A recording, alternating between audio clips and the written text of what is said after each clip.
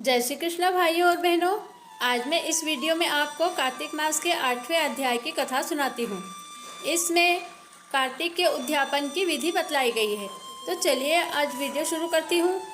नारद जी ने कहा कि हे राजन, अब मैं आपको कार्तिक मास के उद्यापन की विधि बतलाता हूँ, ध्यान से सुनिए।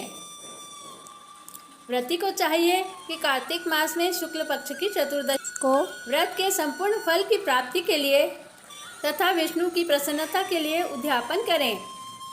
तुलसी के ऊपर चंदोवा बनावें, बंधनवार व फूलों से सुसज्जित करें, चंवर से सुशोभित मंडप बनावें, चारों दरवाजों पर पुण्यशील, सुशील, जय और विजय 4 द्वारपालों को विराजित करें। तुलसी की जड़ों में 4 रंगों द्वारा सर्वतोभद्र बनावें। उसके ऊपर पंचरत्न नारियल रखें और शुद्ध वस्त्र से कलश को ढकें। फिर भगवान विष्णु का विधिवत पूजन करें। द्वादशी को भगवान विष्णु जागे थे। त्रयोदशी को देवताओं ने उनके दर्शन किए थे। चतुर्दशी को देवताओं ने उनका पूजन किया था। इसीलिए भगवान विष्णु की उद्यापन पूजा की जाती है। उस दिन संयम तथा शांत चित्त से व्रत करना चाहिए। विधिवत वाद्यों के साथ कीर्तन करे हुए उस रात्रि को जागरण करना चाहिए। जो प्राणी श्रद्धापूर्वक भगवान का कीर्तन और जागरण करते हैं, उन लोगों के 100 जन्मों के पाप नष्ट हो जाते हैं। जो व्यक्ति भगवान का नियमित जागरण करके रात्रि भर भगवान के कीर्तन करते हैं, उन्हें असंख्य गोदानों का फल मिलता है। जो लोग भगवान के मंदिर में नृत्य गान करते हैं, उनके 100 जन्मों के पाप नष्ट हो जाते हैं।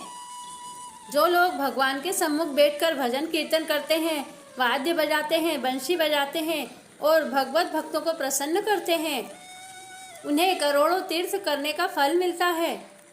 पूर्णमासी को अपनी पत्नी सहित वेदपाठी ब्राह्मण को या केवल एक ही श्रेष्ठ ब्राह्मण को उसकी पत्नी के सहित बुलावें और भोजन करावें।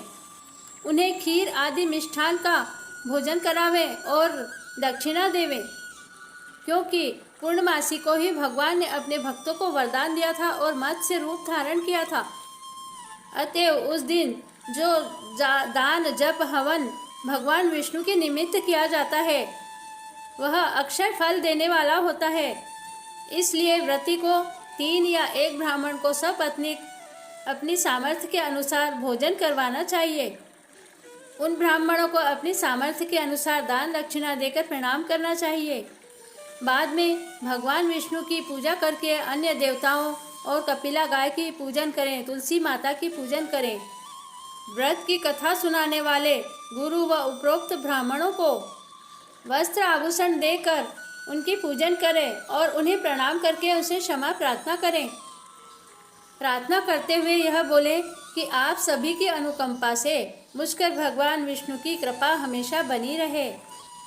इस व्रत को करने से मेरे 7 जन्म तक किए हुए पाप नष्ट हो जावें और मेरी संतान चिरंजीवी हो और इस पूजा के द्वारा किए हुए मेरे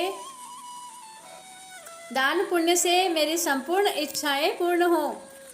मेरी मृत्यु होने के बाद मुझे अतिशय दुर्लभ विष्णु लोक की प्राप्ति हो। व्रत करने वाला इस तरह ब्राह्मणों से क्षमा मांगे और इस तरह की प्रार्थना करके उन्हें आदर सहित विदा करे। पूजा की सारी वस्तुओं के साथ गाय का भी दान करना चाहिए। उसके पश्चात सपरिवार अपने मित्रों के साथ स्वयं भी भोजन ग्रहण करें। कार्तिक के उद्यापन के नियम इसी प्रकार बताए गए हैं। इस तरीके से जो प्राणी कार्तिक मास का व्रत और उद्यापन करता है, वह मनुष्य पाप रहित होकर अपनी सभी मनोवांछित फलों की प्राप्ति करता है।